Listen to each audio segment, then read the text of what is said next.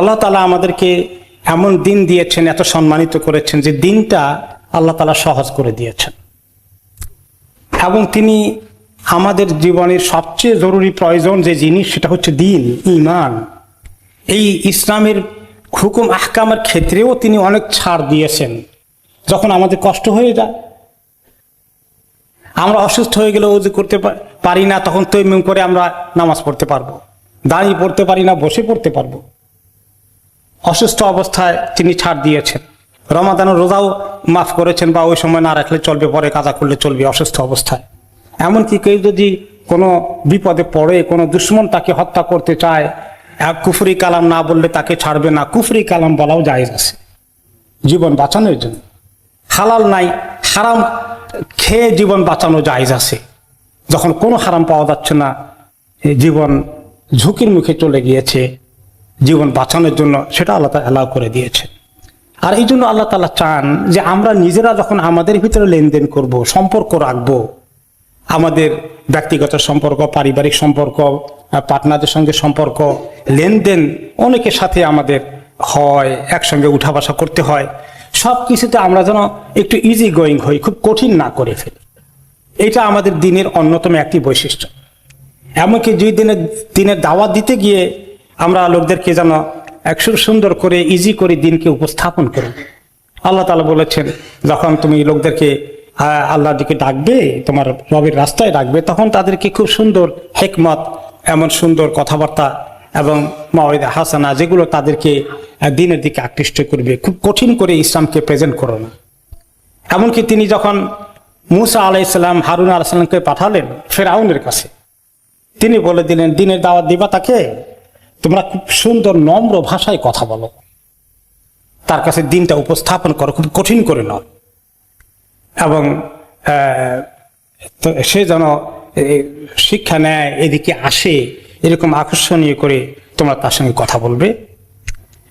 রাসূলুল্লাহ সাল্লাল্লাহু আলাইহি ওয়াসাল্লামকে আল্লাহ তাআলা এরকম আখলাক দিয়েছেন, তিনি সেভাবেই প্রেজেন্ট করেছেন। এমনকি এই ফেরাউনের কাছে যখন তিনি গেলেন, মূসা আলাইহিস সালাম এবং হারুন আলাইহিস সালাম ওনারা সেভাবেই কথা বলেছিলেন। এবং এই প্রসঙ্গে এই আয়াতের তাফসিরে একটি স্টোরি পাওয়া যায়, সেটা হচ্ছে যে খলিফা মামুন, আব্বাসী খলিফা, তিনি কিছু উল্টোপাল্টা করছিলেন। একজন আলেম গিয়ে শক্ত করে ওনাকে কিছু কঠিন ভাষায় সতর্ক করছিলেন, ওয়াজ করছিলেন, সাবধান করছিলেন। তিনি বললেন যে আপনি এত শক্ত ভাষায় কেন বলেন, একটু নরম ভাষায় বলতে পারেন না? আপনার থেকে আরো ভালো মানুষকে আল্লাহ পাঠিয়েছেন আমার থেকে আরো খারাপ মানুষের কাছে, আর তাকে নসিহত করেছেন নম্র ভাষায় কথা বলুন। তা আপনি কি মূসা আলাইহিস সালাম থেকে বেশি ভালো হয়ে গেছেন, আর আমি কি ফেরাউন থেকে বেশি খারাপ হয়ে গেছে? তার মানে দ্বীনের দিকে ডাকতে হলেও সুন্দর করে নম্র ভাষায় কথা বলো। এই জন্য রাসূলুল্লাহ সাল্লাল্লাহু আলাইহি ওয়াসাল্লামকে আল্লাহ তাআলা এই বৈশিষ্ট্য দিয়েছেন, এবং তিনি আল্লাহ তাআলা ওনার এই প্রশংসা করে বলেছেন, এটা আল্লাহর রহমতের কারণে সম্ভব হয়েছে। আপনি তাদের সঙ্গে, মুমিনদের সঙ্গে যাদেরকে দাওয়াত দেন, তারবিয়াত দেন, তাদেরকে আপনি নম্র ভাষায়, নম্রতার সাথে ব্যবহার করেন, ডিল করেন। খুব কঠিন শক্ত করে কড়া তরিকা আপনি অবলম্বন করেন না। আপনি যদি তা না করে উল্টো হতো, খুব কর্কশ ভাষী হতেন, শক্ত দিলের হতেন, আপনার দিলে মায়া মহব্বত কম থাকতো, তাহলে কি হতো জানেন? আপনার আশেপাশে যে লোকগুলো এখন আছে সবগুলো আপনার থেকে দূরে ছিটকে পড়তো, আপনি পাশে এইভাবে লোকদেরকে পেতেন না। হ্যাঁ, তারপরে তারা যদি ভুল করে কোনো সময়, আপনার আশেপাশে যারা আছে ভুল করতে পারে, তাহলে তাদেরকে আপনি ক্ষমা করে দেন। সব কিছুর জন্য শাস্তি দেবেন না, সব কিছুর জন্য একেবারে কড়া নিয়ম কানুন করে তাদেরকে ধমক দিয়ে এবং থ্রেট করে তাদেরকে চালাবেন না। ভুল করবে এবং তাদের জন্য আপনি আল্লাহর কাছে ক্ষমা চাইবেন, যে আল্লাহ ওরা ভুল করেছে, তাদেরকে আপনি মাফ করে দেন। আর এই যে মানুষের সঙ্গে আমরা চলাফেরা করব, আমাদের পারিবারিক সম্পর্কের ক্ষেত্রে হোক, আমাদের বাইরের জগতের সঙ্গে হোক, আমাদের অফিস আদালতে, কর্মক্ষেত্রে অন্যদের সঙ্গে উঠা বসা করতে হয়। মানুষের এই যে সোসাইটি আছে, এখানে সবসময় আমরা সব ঠিক মতো পাবো না। আমি যদি একটু ভালো ব্যবহার করি, দেখা যায় আরেকজন উল্টো করেছে, উল্টা পাল্টা কিছু ঘটবেই। দাম্পত্য জীবনে হয়, পারিবারিক স্বামী স্ত্রীর মধ্যে হয়, আত্মীয় স্বজনের মধ্যে হয়। তো আল্লাহ তাআলা বলেন যে তোমরা কিভাবে ডিল করবে, মনে রেখো সুন্দর তরিকা আর খারাপ তরিকা দুটো তো একরকম না। তোমাকে যদি কেউ যদি খারাপ তরিকায় ব্যবহার করে তাহলে তুমি সেটার মোকাবিলা করো উত্তম তরিকায়।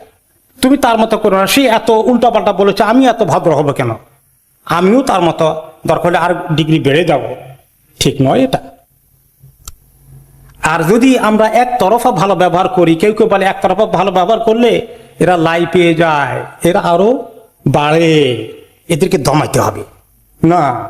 আল্লাহ তাআলা বলছেন যে তুমি যদি একতরফা ভালো ব্যবহার করো তাহলে দেখবে যার সঙ্গে তোমার অনেক দুশ্মনী হয়ে গিয়েছিল এক সময়, এখন তোমার ভালো ব্যবহার দেখে আস্তে আস্তে সে তোমার এত কাছে এসে গেছে, সে তোমার সবচেয়ে ঘনিষ্ঠ বন্ধু হয়ে গেল। কে বলছেন এই কথা? আল্লাহ তাআলা বলছেন সূরা ফুসসিলাতের মধ্যে। আর এই যে তৌফিক, ভালো খারাপ ব্যবহার করলে তার সঙ্গে ভালো ব্যবহার করা, ধৈর্য সবরের সাথে ক্ষমা করে দেওয়া, প্রতিশোধ না নেওয়া ইত্যাদি, এগুলো কারা পায়? যারা অত্যন্ত সবর করে তাদেরকে আল্লাহ এই যোগ্যতা দান করেন, এই তৌফিক দান করেন। যাদের সবর কম তাদের কপালে এটা নাই। অতি ভাগ্যবানদেরকেই আল্লাহ তাআলা এইরকম তৌফিক দান করেন। আল্লাহ তাআলা নিজে সূরা ফুসসিলাতে কথা বলছেন। এখন আমাদের তো রাগ ওঠে, সে এরকম দুর্ব্যবহার করে, আমি কেমনি ভদ্র হয়ে থাকি।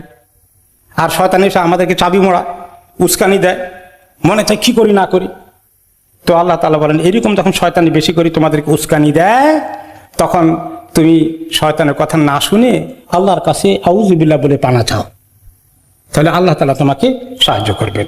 তিনি সব কিছু শুনেন, সব কিছু জানেন। তুমি কি করো, তুমি কি বলো, সে কি বলে, তিনি সব শুনেন এবং তিনি সব জানেন। তোমরা দুজন একরকম না।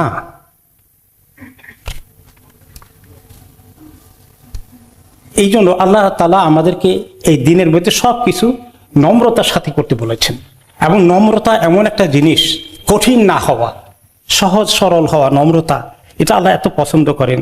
তিনি একটি হাদিসে রাসূলুল্লাহ সাল্লাল্লাহু আলাইহি ওয়াসাল্লাম বললেন যে আল্লাহ তাআলা নিজে অনেক নম্র, যেখানে নম্র হওয়া দরকার, এবং তিনি নম্রতা সব বিষয়ে পছন্দ করেন। তারপরে আরেকটি হাদিসে এসেছে যে আল্লাহ তাআলা নিজে নম্র আচরণ করেন এবং তিনি নম্রতা পছন্দ করেন, এবং নম্রতার মাধ্যমে কঠিন পদ্ধতি না নিলে সহজ সরল নম্র পদ্ধতিতে মানুষ যখন যে কোনো কাজকর্ম, লেনদেন, সমস্যা এগুলো নিয়ে ডিল করে, তাহলে তাদেরকে আল্লাহ তাআলা এত ভালো রেজাল্ট দিবেন, এত ভালো কনক্লুশন দিবেন, যেটা শক্ত অবস্থান নিলে কখনো তারা পাবে না।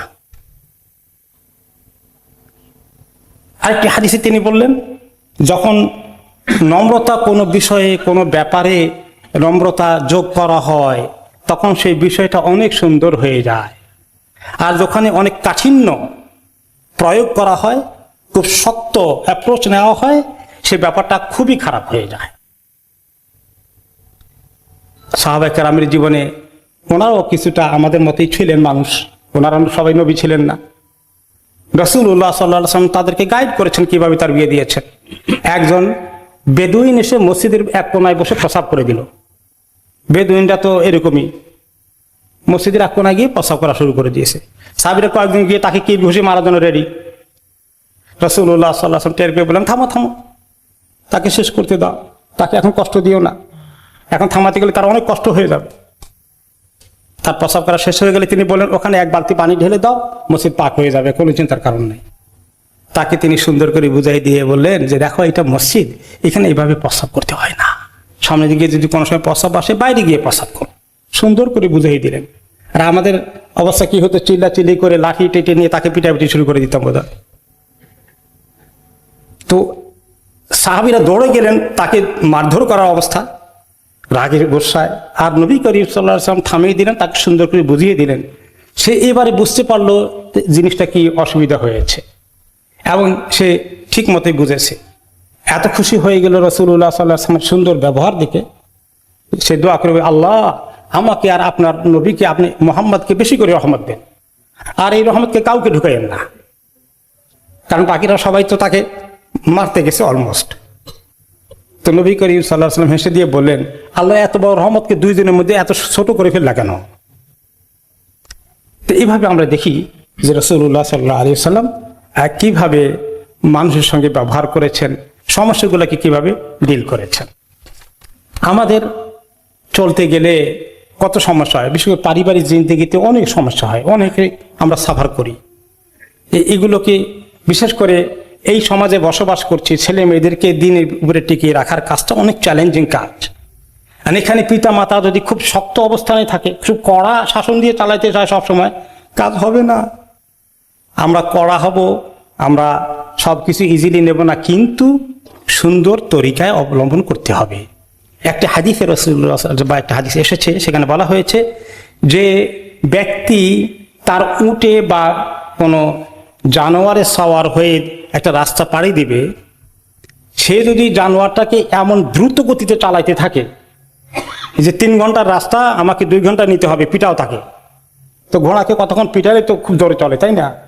এখন সারাদিন যদি তাকে কয়েক ঘন্টা পিটাইতে পারে, জোরে চালাইতে থাকে, কতদূর চলবে আর ঘোড়া? মাঝখানে পড়ে যাবে, থেমে যাবে, শেষ। তো তিনি বললেন, যেই ব্যক্তি খুব তাড়াহুড়া করে, খুব দ্রুত করতে চায়, খুব কড়াভাবে কিছু চালাইতে চায়, সেই ব্যক্তি ওই মুসাফির, কোনো যানবাহন তার থাকবে না, তার যানবাহন মরেই যাবে রাস্তার মধ্যে, আর সে রাস্তা ক্রস করতেও পারবে না, জায়গা মতো পৌঁছতেও পারবে না। একটা এক্সাম্পল তিনি দিলেন। তাহলে আমাদেরকে বরঞ্চ এও অনেক কিছু আমাদের পারিবারিক জীবনে, বন্ধু বান্ধবের সাথে, কাজে কর্মের ক্ষেত্রে অনেক জায়গায় যে কত রিলেশন আছে, সব জায়গায় অনেক ক্ষেত্রে সমস্যা হয়ে যায়। সবচেয়ে উত্তম হলো যে নিজে ভালো ব্যবহার করা আর অন্যের কষ্টকে ক্ষমা করে দেওয়া।